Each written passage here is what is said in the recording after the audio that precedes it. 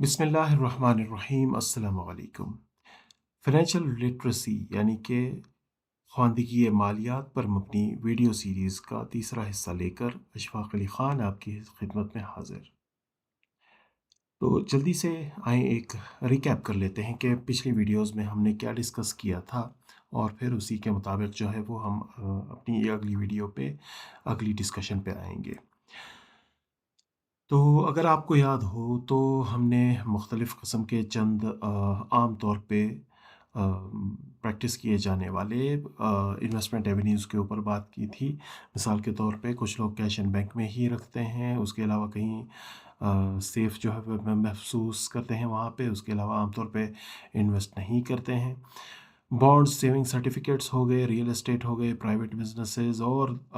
कुछ लोग जो हैं वो थोड़े से जिनको नॉलेज होती है और तजुर्बा होता है वो शेयर्स और स्टॉक्स में भी अपनी इन्वेस्टमेंट रखते हैं। हमने डाइवर्सिफिकेशन पे बात की थी, तनव्वुअ पे बात की थी। उसका मकसद ये होता है कि किसी एक जगह पे जो है वो इन्वेस्टमेंट रखना रिस्क से खाली नहीं होता। मुख्तलिफ़ जगहों पे जब हम इन्वेस्टमेंट करते हैं तो एक तो रिस्क जो है वो मैनेज होता है कहीं पे, यानी कि एक इन्वेस्टमेंट एवेन्यू में अगर नुकसान हो भी जाए तो दूसरा इन्वेस्टमेंट एवेन्यू उसको कवर कर लेता है। और दूसरा इसका एक फ़ायदा ये भी होता है कि अगर किसी एक ऐसे इन्वेस्टमेंट एवेन्यू में जहाँ पे हम ऑलरेडी बहुत ज़्यादा इन्वेस्टेड हैं और वहाँ पे कोई हमें इतना अच्छा रिटर्न नहीं मिल रहा, तो वहाँ से हम स्विच करके किसी ऐसी इन्वेस्टमेंट एवेन्यू में भी इन्वेस्ट कर सकते हैं जहाँ पे बेहतर रिटर्न्स मिल रहे हों। और यानी कि तमाम हमारी इन्वेस्टमेंट्स हमारी नज़रों के सामने रहती हैं, हमें जो है वो एक हमारी लिटरेसी और हम अपडेट रहते हैं। उसके बाद जो है हमने एक मुख्तसर सा तारुफ़ म्यूचुअल फ़ंड्स के बारे में लिया था। हमने ये डिस्कस किया था कि जिन लोगों के पास सरमायाकारी के बारे में ज़्यादा तजुर्बा नहीं होता है, उनके लिए बेहतर यही होता है कि किसी एसेट मैनेजमेंट कंपनी के माहिरीन के पास अपना पैसा रखवाए, जो कि इन्वेस्टर के बिहाफ़ पे उसके फंड्स को मैनेज करता है और उसके ऊपर जो है वो जो भी उसे रिटर्न मिलता है वो डिविडेंड्स की शक्ल में इन्वेस्टर्स को उसके ऊपर जो है वो रिटर्न भी मिलता रहता है। और अगर वो उन यूनिट्स को, हमने ये डिस्कस किया था कि म्यूचुअल फंड के शेयर्स को यूनिट्स कहा जाता है। यूनिट्स की कदर में इजाफा जब होता है तो एनएवी की बढ़ोतरी की शक्ल में हमें नज़र आता है। और जब आप रिडीम करते हैं यानी कि उन यूनिट्स को किसी भी वक्त दोबारा बेच भी सकते हैं और उन यूनिट्स के बढ़े हुए एनएवी पर जब आप उसको बेचते हैं तो उस पे भी आपको फ़ायदा हो सकता है। चूँकि हमने वादा ये किया था कि फाइनेंशियल स्टेटमेंट्स को पढ़ने का जो है वो एनालाइज़ करने का जो है वो उस पर मबनी होगी ये वीडियो। तो अगली मुझे लग रहा है कि 2 वीडियोज़ जो हैं वो इसी टॉपिक पे होंगी। उसके बाद जो है वो हम आएँगे कि मुख्तलिफ़ म्यूचुअल फंड्स और मुख्तलिफ़ कंपनियों के शेयर्स का आपस में मवाज़ना कैसे करना है। तो हस्ब वादा अ फाइनेंशियल स्टेटमेंट्स यानी कि अकाउंट्स के तज्ज़िये उनको पढ़ने से उस टॉपिक पे आने से पहले हम सरमायाकारी के जिन एवेन्यूज़ को, जिन तरीक़ों को हमने पहले डिस्कस किया था उनका एक मुख्तसर सा जो है वो जायज़ा लेते हैं। हमने ये डिस्कस किया था कि real estate, stock exchange, bond certificates और बैंक के सेविंग अकाउंट्स जो हैं, जो कि अमूमी तौर पे एक जाने माने इन्वेस्टमेंट एवेन्यूज़ होते हैं, उनको जो है वो इस तिकोन के सामने कुछ इस तरीके से हमने मैप किया है कि इब्तदाई सरमायाकारी के लिए दरकार हजम के मुताबिक जिस इन्वेस्टमेंट एवेन्यू को इब्तदाई तौर पे बहुत ज़्यादा हजम चाहिए होता है वो सबसे ज़्यादा एक चौड़ा हिस्सा इस तिकोन का उसको घेरेगा। और जिसके लिए इतनी ज़्यादा जो है वो इनिशियल इन्वेस्टमेंट की, यानी कि इब्तदाई जो है वो सरमायाकारी की को ज़रूरत को इतनी ज़्यादा नहीं होती, वो इस तिकोन के इस नैरो हिस्से के अंदर हम उसका मैप करेंगे। तो जैसे कि आप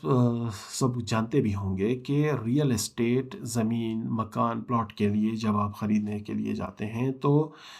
यकमुश्त अदायगी तो जो है वो शायद ही किसी के लिए मुमकिन हो। हम जैसे आम जो तनख्वाहदार तबका जो ख़ास तौर पे होता है तो उसके लिए तो ये एक बहुत मुश्किल काम ہو جاتا ہے کہ یکمشت جو ہے وہ ادا کر کے کہیں پہ کسی اچھے سے ریئل اسٹیٹ میں انویسٹ کر سکے۔ تو اس طرح کی کمپنیاں عام طور پہ قسطیں جو ہیں وہ آفر کرتی ہیں، لیکن وہ قسطیں بھی عام طور پہ بیشتر لوگوں کے بس میں نہیں ہوتی، خاص طور پہ ان ینگ افراد کے لیے جو کہ اپنے کریئر کے ابتدائی حصے میں ہوتے ہیں۔ تو اس کے بعد جو ہے وہ دوسری چیز جو ہے وہ اسٹاک ایکسچینج شیئرز کو اگر ہم ان پہ آئیں تو اس میں جو ہے وہ ابتدائی طور پہ انویسٹمنٹ کے لیے یعنی کہ ابتدائی سرمایہ کاری پر کوئی ایسی قدغن نہیں ہوتی ہے۔ اگر کوئی کسی نے بہت کم ایسا ہی ہوتا ہے کہ اکاؤنٹ کھلوانے کے لیے آپ سے کوئی پیسوں کا تقاضا کرے۔ ذاتی طور پہ مجھے کبھی ایسا تجربہ نہیں ہوا کہ جس میں ابتدائی طور پہ مجھے جو ہے وہ بہت زیادہ کسی کو پیسے دینے پڑے ہوں۔ میں یعنی کہ 2,000 روپے سے بھی کبھی کبھار جو ہے وہ انویسٹمنٹ میں شروع کی ہے، اور اب جو ہے وہ یہ چیز مزید بہتری اس میں آ چکی ہے، جن پہ اس کے اوپر ایک الگ ہم ویڈیو بنائیں گے کہ کس طریقے سے جو ہے وہ ہم انویسٹمنٹ جو ہے وہ اپنی آن لائن جو ہے وہ اب طریقہ کار کتنا آسان ہو گیا ہے۔ اس کے بعد جو ہے وہ نیکسٹ بانڈز اور سرٹیفکیٹ کی جب ہم بات کریں تو اس میں جو ہے وہ مختلف ڈینومینیشن کے سیونگ سرٹیفکیٹس سے آپ واقف ہوں گے، جو کہ ہزاروں سے لے کر لاکھوں تک کی جو ہے وہ ڈینومینیشنز میں اویلیبل ہوتی ہیں۔ ان میں بھی جو ہے وہ بات وہی آ جاتی ہے کہ قدغن تو ایسی کوئی خاص نہیں ہوتی، لیکن ریٹرن جو ہے وہ بھی کم ہوتا ہے، اسی لیے اس تکون کے تیسرے حصے میں تنگ حصے کے اوپر اس کو میپ کیا گیا ہے۔ اور آخر میں جو ہے وہ بینک اور سیونگ اکاؤنٹس کو جو ہے وہ آخر میں رکھنے کا مقصد یہی ہے کہ گزشتہ تقریباً 2 دہائیوں پر محیط ہم ریٹرنز اگر دیکھیں تو سب سے کم جو ہے وہ ریٹرنز جو ہیں وہ بینکس کے سیونگ اکاؤنٹس نے دیے ہیں۔ قطغاً تو ظاہر ہے کہ انیشیل انویسٹمنٹ پہ کوئی نہیں ہوتی، زیادہ سے زیادہ 100 اور 50 روپے جو ہے وہ 500 روپے جو ہے وہ ڈپازٹ کر کے اکاؤنٹ کوئی بھی کھلوا سکتا ہے، لیکن ظاہر ہے کہ اسی حساب سے ریٹرن جو ہے وہ بمشکل انفلیشن کو کور کرنے سے زیادہ جو ہے وہ آپ کو اس میں ریٹرن جو ہے وہ زیادہ آپ ایکسپیکٹ نہیں کر سکتے ہیں۔ اس میں جو ہے وہ ایک اور انویسٹمنٹ ایونیو انشورنس کا بھی جو ہے وہ عام طور پہ لوگوں کو مرغوب ہے، لیکن فی الحال اس کو ہم نے یہاں پہ شامل اس لیے نہیں کیا ہے کہ انشورنس ایک الگ انڈسٹری ہے۔ انشورنس میں جو ہے وہ ریٹرن جو ہوتا ہے وہ تو ظاہر ہے کہ انسان کے ساتھ ہونے والے کسی بھی المیہ کسی کیلامٹی کے ساتھ جڑا ہوا ہوتا ہے، تو اس میں ریٹرنز جو ہیں وہ ان کا دار و مدار جو ہے وہ ان انویسٹمنٹ ایونیوز کے ساتھ کم موازنہ جو ہے وہ کرنا نامناسب ہوگا۔ تو اگر ہم ان چیزوں کو اگر ہم ریپ اپ کریں تو یہاں پہ جو اس سے آگے جو ہے وہ حسب وعدہ ہم نے جو بات کی تھی کہ اینول فائنینشیل اسٹیٹمنٹس کو کس طریقے سے ہم تجزیہ کرتے ہیں، تو اس کی جو ہے ایک ابتدائی ایک انٹروڈکشن ہم اس ویڈیو میں لیں گے۔ میری کوشش ہوگی کہ اب کے بعد ویڈیوز جو ہیں وہ مختصر رکھی جائیں، کیونکہ لمبی ویڈیوز جو ہیں وہ ظاہر ہے کہ زیادہ تر لوگ وقت بھی نہیں دے پاتے ہیں، تو اسی لیے جو ہے وہ اس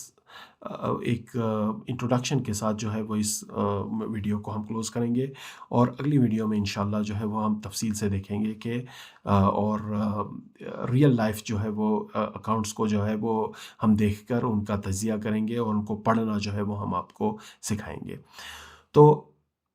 فی الحال جو ہے وہ ایک انٹروڈکشن ایک تعارف آپ کو دینا چاہتے ہیں کہ اکاؤنٹس یا مالیاتی شماریات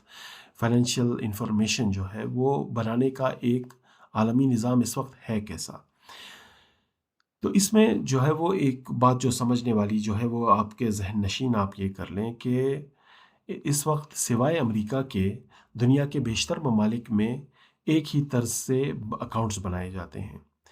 یعنی کہ اس کا مطلب یہ ہوا کہ جو فگر مثال کے طور پہ نیٹ پروفٹ کی امریکہ میں کیلکولیٹ کی جاتی ہے، وہی چیز جو ہے وہ یورپ اور پاکستان میں بھی اس کا نیٹ پروفٹ کا مطلب وہی ہوتا ہے، البتہ اس کو کیلکولیٹ کرنے کے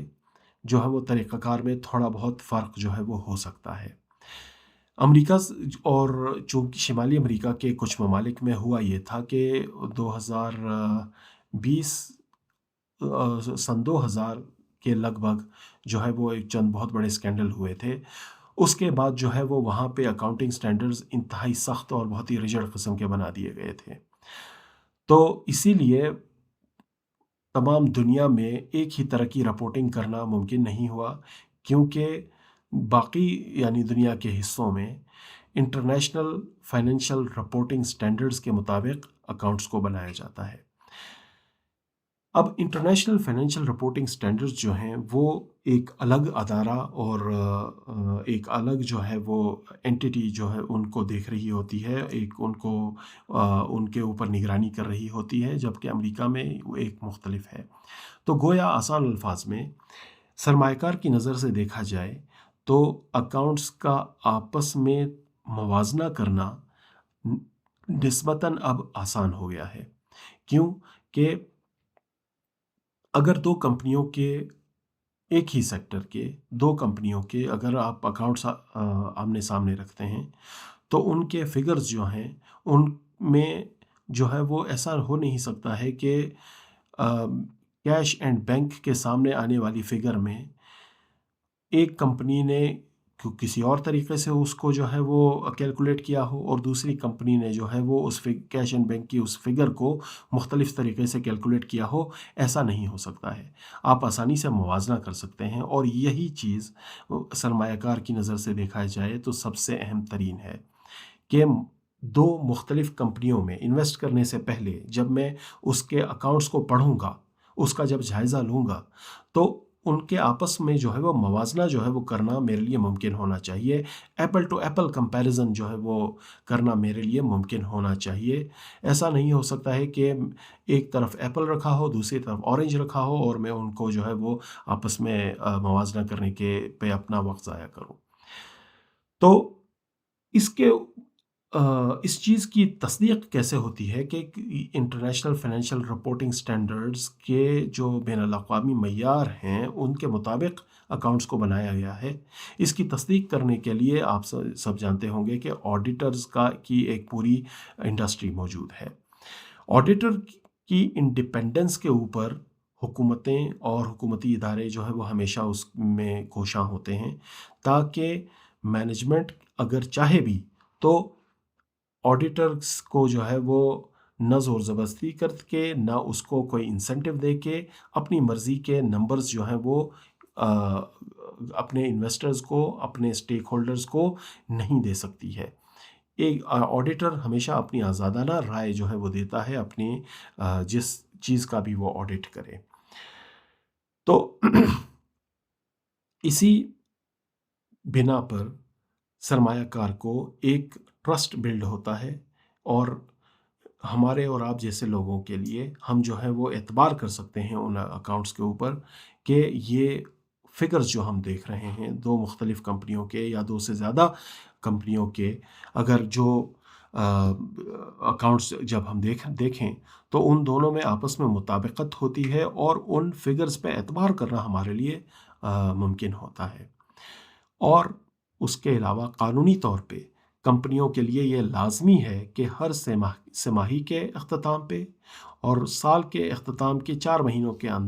اندر کمپنیوں کے لیے لازمی ہوتا ہے قانونی طور پہ کہ اکاؤنٹس کو بنا کر آڈٹ کروا کے اپنے سرمایہ کاروں اور دیگر پبلک کو، حکومتی اداروں کو وہ اکاؤنٹس جو ہیں وہ پیش کریں. تو اس طریقے سے اس نظام کے تحت جو بھی فائنینشیل سٹیٹمنٹس بنتے ہیں ان کو جو ہے وہ پڑھنا اور ان کا ریکارڈ رکھنا یہ فائنینشیل انالسٹس کا کام ہوتا ہے. یہ ایک پوری انڈسٹری ہوتی ہے، چاہے وہ بروکریج ہاؤسز ہوں یا ہمارے جانے پہچانے میوچل فنڈز کی انڈسٹری ہو.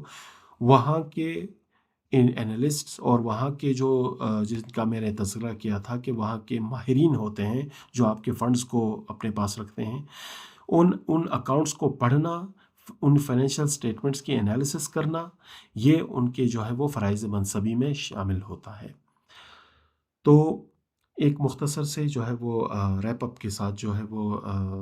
ریکیپ کے ساتھ جو ہے وہ اس ویڈیو کو ہم کلوز کریں گے کہ پہلی بات تو یہ کہ ایسا بہت کم ہوتا ہے کہ کمپنیاں جو ہیں وہ کوئی غلط فگرز یا اپنی مرضی کی فگرز جو ہیں وہ پبلک کو بتائیں، انویسٹر کو بتائیں۔ اس کے اوپر جو ہے وہ بہت سخت قوانین جو ہیں وہ موجود ہیں، تو اس لیے ہم ہمارے پاس ایک کریڈیبل جو ہے وہ ریسورسز فائنینشیل اسٹیٹمنٹس کی شکل میں، اکاؤنٹس کی شکل میں موجود ہوتا ہے۔ صرف اور صرف ضرورت اس بات کی ہے کہ ان فائنینشیل اسٹیٹمنٹس کو پڑھنے کا، ان کا جائزہ لینے کا، ان یہ انالیسس کرنے کی ہمارے اندر جو ہے وہ صلاحیت اور گر ہونا چاہیے، اور یہی اس ویڈیو سیریز کا مقصد ہے۔ نیکسٹ ویڈیو میں ہم انشاءاللہ العزیز فائنینشیل اکاؤنٹس کچھ ریئل لائف میں کچھ کمپنیوں کے دیکھیں گے،